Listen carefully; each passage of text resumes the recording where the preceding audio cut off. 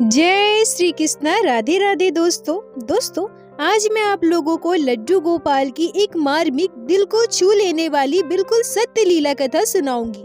आज की यह लीला कथा सुनकर आपका हृदय लड्डू गोपाल के लिए भावुक हो जाएगा। हमारे आराध्य, हमारे प्रिय, हमारे लड्डू गोपाल। हम भक्त अपने बाल गोपाल से जितना प्रेम करते हैं उससे भी कई गुना प्रेम हमारे लड्डू गोपाल अपने भक्तों से करते हैं। जो सच्चा भक्त होता है वो अपने ठाकुर जी को किसी भी परिस्थिति में नहीं भूलता है, पर भूल भी हम इंसानों से ही होती है। जाने अनजाने कई बार हमसे कई गलतियां हो जाती है। हम सांसारिक जीवन में उलझे हुए होते हैं। जाने अनजाने हम कई बार अपने आराध्य का स्मरण करना भूल जाते हैं, या फिर हमारे सामने ऐसी स्थिति उत्पन्न हो जाती है जिसमें हम अपने ठाकुर जी को याद तक नहीं कर पाते, उनका वैसा ख्याल नहीं रख पाते। उस स्थिति में भी हमारे लड्डू गोपाल हमारे साथ होते हैं। वो अपने भक्तों के हर एक स्थिति को समझते हैं, अपने भक्त के दिल के हाल को समझते हैं, और कभी भी हमारे लड्डू गोपाल अपने भक्त को छोड़कर नहीं जाते। बस हम भक्तों को जरूरत है कि हम अपने मन में अपने लड्डू गोपाल के लिए प्रेम बनाए रखें, उन पर विश्वास बनाए रखें, और निरंतर अपने कान्हा से अपनी गलतियों के लिए क्षमा मांगे। अपने लड्डू गोपाल से बस यही प्रार्थना करें कि हे मेरे ठाकुर जी, हम पर बस इतनी कृपा करना, चाहे कैसी भी परिस्थिति हो, हमसे आपकी भक्ति ना छूट पाए। दोस्तों, आज की यह सत्य लीला कथा आपको इसी स्थिति का एक और ज्ञान देगी। आप यह समझ पाओगे कि विषम परिस्थिति में जब भक्त अपने ठाकुर जी को छोड़ देते हैं, उन्हें भूल जाते हैं, तो भी हमारे ठाकुर जी भक्त को नहीं छोड़ते। एक भक्त अपने भगवान के साथ जो भी रिश्ता बनाते हैं, हमारे लड्डू गोपाल उस रिश्ते को बखूबी निभाते हैं। आज की यह लीला कथा आपको भावुक कर देगी। आप अपने आंखों के आंसू नहीं रोक पाओगे। दोस्तों, लीला कथा को पूरा अवश्य श्रवण कीजिएगा, तभी आप आज की इस लीला कथा को संपूर्ण तरीके से समझ पाओगे। आज की यह लीला कथा हमारे साथ शेयर की है बिहार के पूर्णिया में रहने वाली कुंती यादव जी ने। कुंती जी हमसे कहती हैं कि मेरा मायका और ससुराल दोनों बिहार में है। मेरी शादी को 15 साल हो गया है और मुझे एक पुत्र संतान है जिसकी उम्र 10 साल है। मेरे ससुराल में मेरे हस्बैंड, मेरा बेटा और मेरी 2 ननद है। मेरी दोनों ननद की शादी हो चुकी है। मेरी सासू माँ और मेरे ससुर जी दोनों ही अब इस दुनिया में नहीं है। शादी से पहले ही मैं लड्डू गोपाल को अपने घर लाना चाहती थी, उनकी सेवा करना चाहती थी, पर मुझे वो सौभाग्य तब नहीं मिला था। जब मेरी शादी हुई और मैं अपने ससुराल आई, मैंने अपने हस्बैंड से कहा कि मुझे लड्डू गोपाल की सेवा करनी है, और बाल गोपाल की कृपा से मेरे हस्बैंड मान गए। फिर मैं अपने घर लड्डू गोपाल को लेकर आई। तभी से हमारे घर लड्डू गोपाल की सेवा बड़े ही प्यार से होती है। मेरे हस्बैंड भी बाल गोपाल से बहुत प्रेम करते हैं। मैं लड्डू गोपाल को अपना पहला संतान मानती हूँ और पुत्र के रूप में ही उनकी सेवा करती हूँ। लड्डू गोपाल की कृपा से ही शादी के 5 साल के बाद मेरे पुत्र का जन्म हुआ। हम बहुत अमीर तो नहीं है। मेरे हस्बैंड का एक छोटा सा किराने का दुकान है, उसी से हमारा घर चलता है। मैं जब से लड्डू गोपाल की सेवा कर रही हूँ, तब से बाल गोपाल ने मेरे साथ कई लीलाएं की है। लड्डू गोपाल की कई लीलाओं को मैंने अपने जीवन काल में अनुभव किया है, पर यह जो लीला मैं आप सभी को बताने जा रही हूँ, यह याद करके आज भी मेरी आंखों में आंसू आ जाते हैं। मुझे ऐसा लगता है कि वो सारी चीजें मेरी आंखों के सामने दोबारा घट रही है और मैं असहाय बनकर बैठी हूँ, अपने लड्डू गोपाल के लिए कुछ भी नहीं कर पा रही हूँ। कुंती जी कहती हैं कि जैसा कि मैंने आप सभी को बताया कि हमारी एक किराने की दुकान है जो हमारे घर में ही है। हमने घर के बाहर तरफ रोड की साइड में दुकान बनाई हुई है। यह घटना आज से लगभग 3 साल पहले की है। उस समय हमारे देश सहित पूरा विश्व कोरोना महामारी की चपेट में था।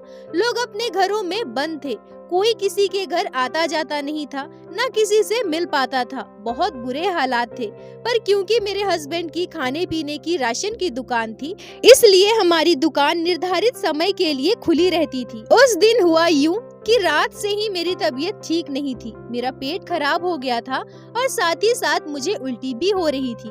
फिर भी मैंने सुबह उठकर घर के पूरे काम किए, लड्डू गोपाल को स्नान करवाया, उनका श्रृंगार किया, बाल गोपाल को भोग लगाया, हस्बैंड और बच्चे के लिए खाना भी बनाया। पर दोपहर होते होते मेरी तबीयत बहुत खराब हो गई। बार बार बाथरूम जाकर उल्टी करके मैं बहुत कमजोर हो गई थी, इसलिए मैं दोपहर को दवा लेकर लेट गई थी। शाम को मेरे हस्बैंड ने खुद ही चाय बनाया और मुझे भी दिया। मैं उठकर शाम का दिया बाती करने लड्डू गोपाल को भोग लगाने के लिए जाने लगी। तभी मेरे हस्बैंड मुझसे कहते हैं कि तुम्हें उठने की जरूरत नहीं है, तुम आराम करो, आज मैं लड्डू गोपाल को भोग लगा देता हूँ और दिया भी जला देता हूँ। फिर मेरे हस्बैंड ने लड्डू गोपाल को भोग लगाया, दिया जलाया और फिर दुकान चले गए। उस समय एक निर्धारित समय के लिए शाम के 6 बजे से रात के 8 बजे तक दुकानें खुलती थी।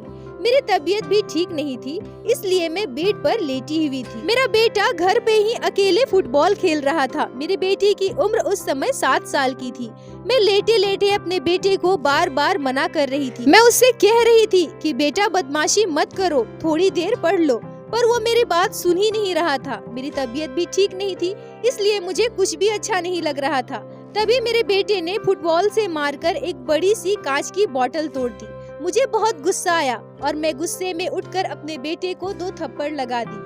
कुंती जी कहती है कि अक्सर जब हमारा तबीयत खराब होता है तो बहुत गुस्सा आता है, और गुस्से में ही मैंने अपने बेटे को भी थप्पड़ मार दिया था। अब मेरा बेटा रोने लगा, बेड के किनारे जाकर लेट गया और रोए जा रहा था, क्योंकि मेरी तबीयत भी ठीक नहीं थी। मैं भी बेड पर लेटी हुई थी, इसलिए मैंने उसे चुप भी नहीं करवाया। शाम के लगभग 7 बजते बजते वो सो गया और इसी बीच मेरी भी आंख लग गई। तब अचानक से अपने हस्बैंड की आवाज से मेरी नींद खुलती है। मैं जैसे ही अपनी आंखें खोलती हूँ, देखती हूँ कि पूरे घर में धुआं ही धुआं है। तभी मेरे हस्बैंड की आवाज आती है कि जल्दी से बाहर आओ। तभी मेरे हस्बैंड मेरा हाथ पकड़कर खींचते हैं और कहते हैं कि चलो जल्दी से बाहर निकलो। मेरा बेटा वही बगल पर उसी बेड में सो रहा था। मेरे हस्बैंड ने मेरे बेटे को भी जगाया। मुझे तो कुछ भी समझ में नहीं आ रहा था कि ये सब क्या हो रहा है। अभी अभी तो मैं अच्छे से सोई थी और ये सब क्या हो गया। धुआं से रूम पूरी तरह से भर चुका था। हमें तो कुछ भी दिखाई नहीं दे रहा था। सांस लेने में भी दिक्कत हो रही थी। ऐसा लग रहा था कि हम अब घर से निकल ही नहीं पाएंगे। कुछ ही पलों में हमारा दम घुटने लगा था। मेरे हस्बैंड मुझे और मेरे बेटे को खींचकर घर से बाहर निकालते हैं। जब मैं अपने घर से बाहर निकालती हूँ तब मुझे पूरा मामला समझ में आता है। दरअसल हमारे घर के मंदिर में आग लग चुका था और इसी आग का धुआं हमारे पूरे घर में फैल चुका था, क्योंकि मेरे हस्बैंड की दुकान सामने वाले कमरे में जो रोड के साइड था वहाँ पे था। मेरे हस्बैंड ने जब यह धुआं देखा तो वो बिल्कुल डर गए और दौड़कर घर में आए। घर आकर उन्होंने देखा तो हमारे घर के मंदिर में आग लग गया था और उसका ही धुआं पूरे घर में फैल चुका था। उन्होंने जल्दी से मुझे और मेरे बेटे को घर से बाहर निकाला। मेरे हस्बैंड ने फायर ब्रिगेड को कॉल किया और मेरी ननद को भी कॉल किया, जो हमारे घर से कुछ ही दूर पर रहती थी। हमारे आसपास के कुछ लोग थे जो हमारी मदद के लिए आगे आए थे। सभी आग बुझाने की कोशिश कर रहे थे, पर वो असफल रहे, क्योंकि आग हमारे घर के अंदर मंदिर में लगी थी और धुआं इतना ज्यादा भर गया था कि कोई भी अंदर नहीं जा पा रहा था। कुंती जी कहती है कि मुझे तो यह समझ में नहीं आ रहा था कि जब हमारे घर में आग लग गई और इतना धुआं भर गया, फिर भी मैं अपने बेटे के साथ कैसे सो रही थी। मुझे धुएं का आभास क्यों नहीं हुआ, मुझे आग का पता क्यों नहीं चला। कुंती जी रोते हुए कहती है कि हम बहुत बड़े लोग नहीं हैं, वो घर ही हमारा सब कुछ था। अपने घर में लगे आग देखकर मैं और मेरे हस्बैंड दोनों रो रहे थे। मेरा छोटा सा बच्चा जो अभी 7 साल का था, वो भी हम दोनों को इतना रोते देखकर रोए जा रहा था। हमारे आसपास के लोगों ने हमें समझाने की कोशिश की। सबका यही कहना था कि भगवान की कृपा से आप लोगों की जान बची है, सामान का क्या है, वो आज नहीं तो कल फिर से हो जाएगा, पर अगर किसी को कुछ हो जाता तो उसकी भरपाई कैसे होती। कुंती जी कहती हैं कि तभी हमारे पड़ोस की एक भाभी कहती है कि आप लड्डू गोपाल की सेवा करती है ना, इसलिए लड्डू गोपाल ने आप सभी को सुरक्षित इस मुसीबत से बचा लिया। कुंती जी कहती हैं कि तभी मेरा ध्यान अचानक से मेरे लड्डू गोपाल की तरफ गया। अरे ये क्या, मेरे बाल गोपाल, मेरे लड्डू गोपाल तो हमारे घर के मंदिर में ही है।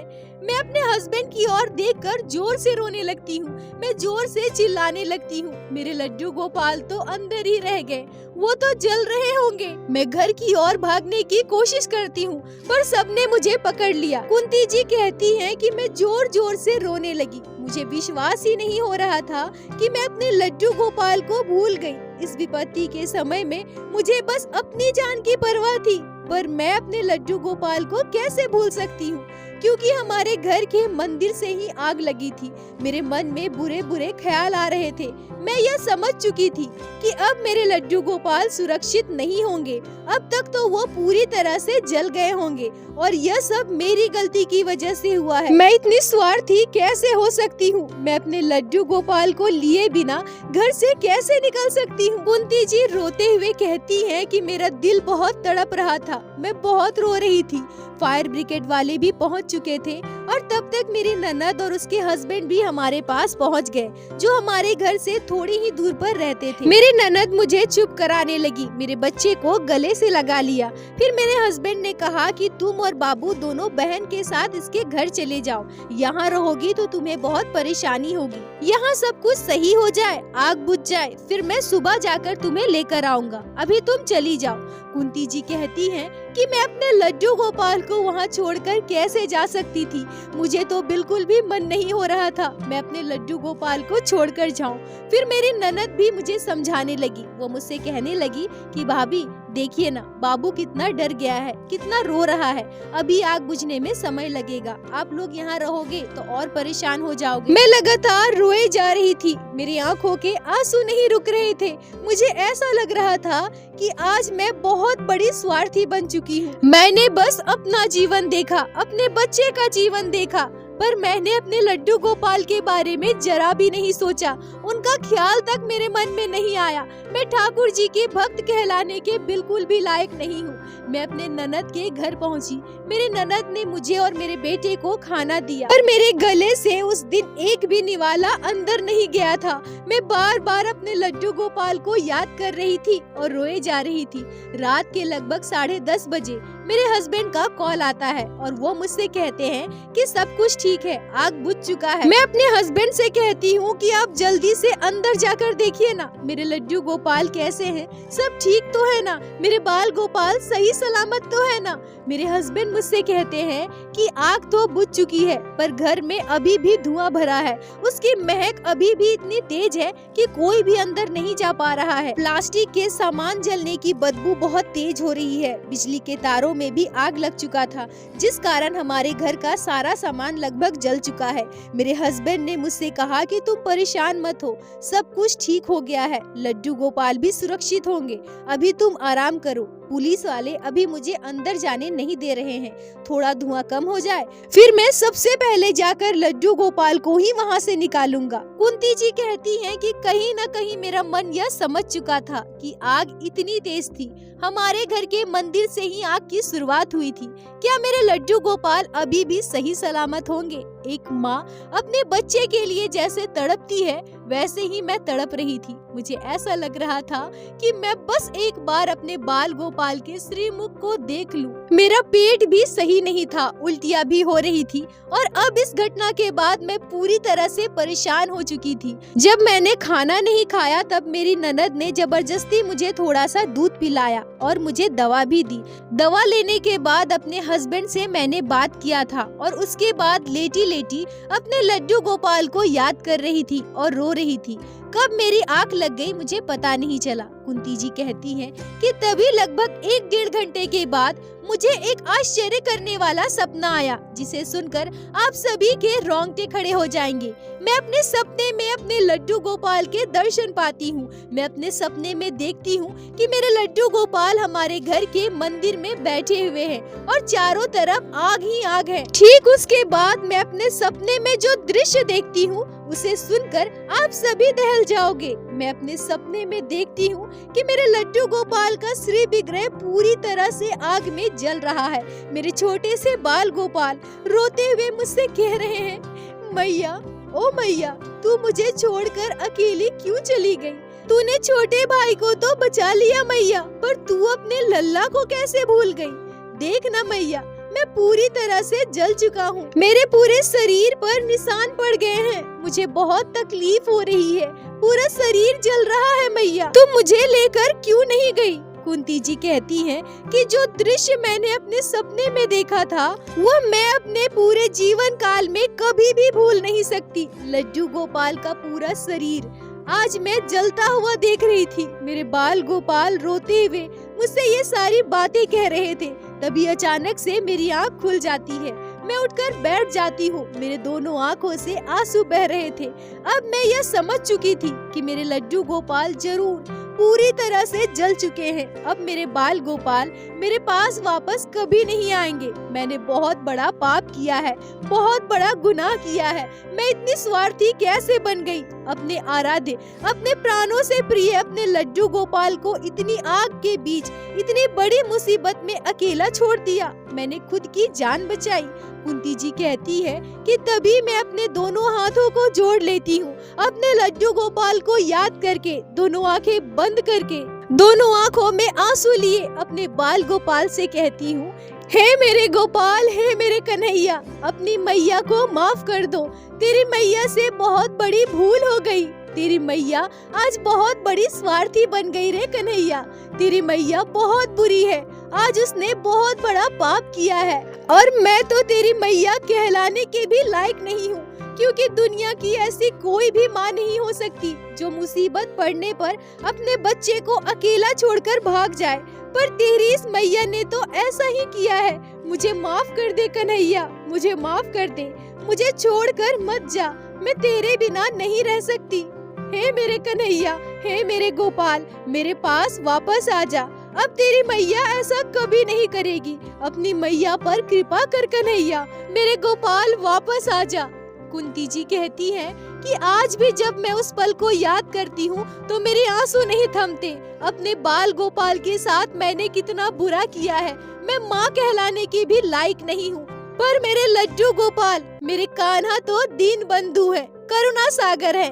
तभी मेरे हस्बैंड का कॉल आता है। रात के 11:15 बज रहे थे। मेरे हस्बैंड मुझसे कहते हैं कि कुंती, तुम्हें पता है क्या हुआ? बहुत बड़ा चमत्कार हुआ है।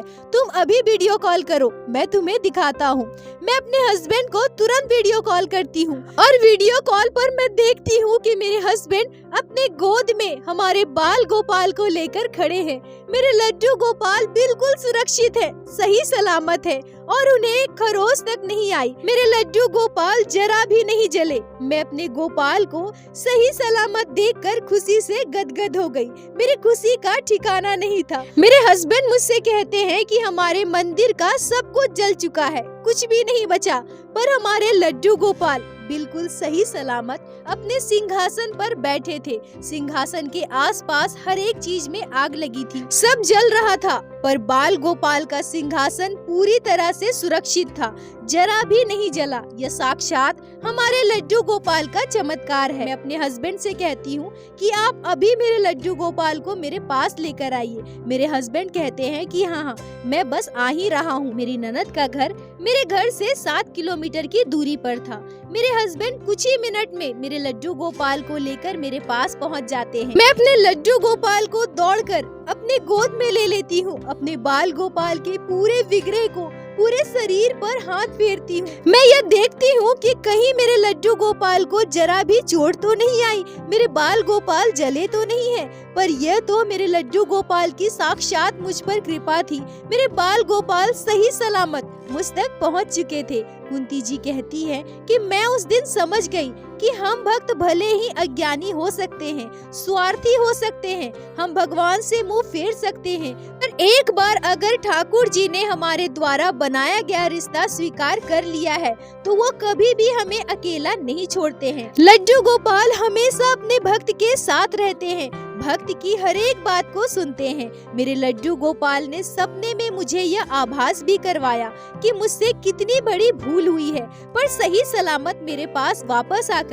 उन्होंने यह साबित भी कर दिया कि तुम भले ही मुझे भूल गई हो, पर मैं तुम्हें नहीं भूल सकता। मैं तुम्हारे पास वापस आ रहा हूँ। मेरे लड्डू गोपाल की मुझ पर अपार कृपा है, जो उन्होंने मुझ जैसी नादान पापी पर इतनी बड़ी कृपा की है, मेरे पाप को क्षमा कर दिया और मुझे मुझे दोबारा अपनी सेवा का मौका दिया है। कुंती जी, आपका बहुत बहुत धन्यवाद जो आपने लड्डू गोपाल के इस आश्चर्य करने वाले चमत्कार को हमारे साथ शेयर की, जिसे मैं हमारे चैनल के माध्यम से बाकी सारे भक्तों तक पहुंचा सकी।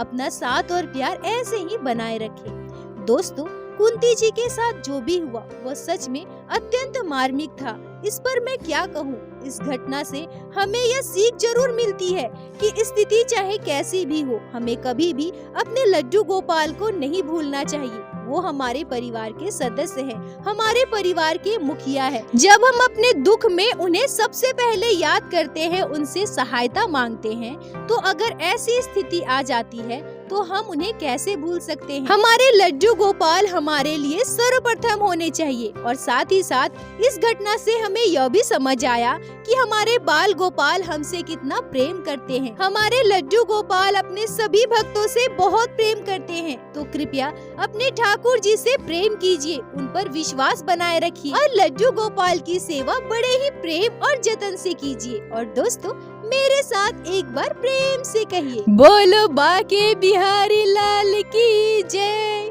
लड्डू गोपाल की जय, जय जय श्री राधे।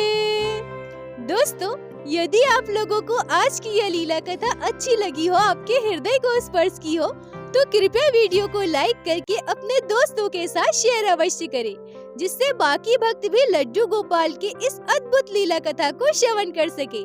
और हमारे चैनल को सब्सक्राइब करें, जिससे प्रतिदिन आप लोग हमारे चैनल पे श्री बाके बिहारी श्री लड्डू गोपाल की लीला कथा सुन सके। दोस्तों, यदि आपके जीवन में घटी हो कोई भी चमत्कारी घटना या लड्डू गोपाल ने कभी भी की हो कोई भी लीला जिसे आप हम सभी के साथ शेयर करना चाहते हैं, तो कृपया हमें इंस्टाग्राम पे मैसेज करें। हम आपसे कांटेक्ट करेंगे और आपकी उस लीला कथा को हमारे चैनल पे बाकी सारे भक्तों के साथ शेयर अवश्य करेंगे। लड्डू गोपाल की कृपा आप पर और आपके पूरे परिवार पर बनी रहे। राधे राधे दोस्तों।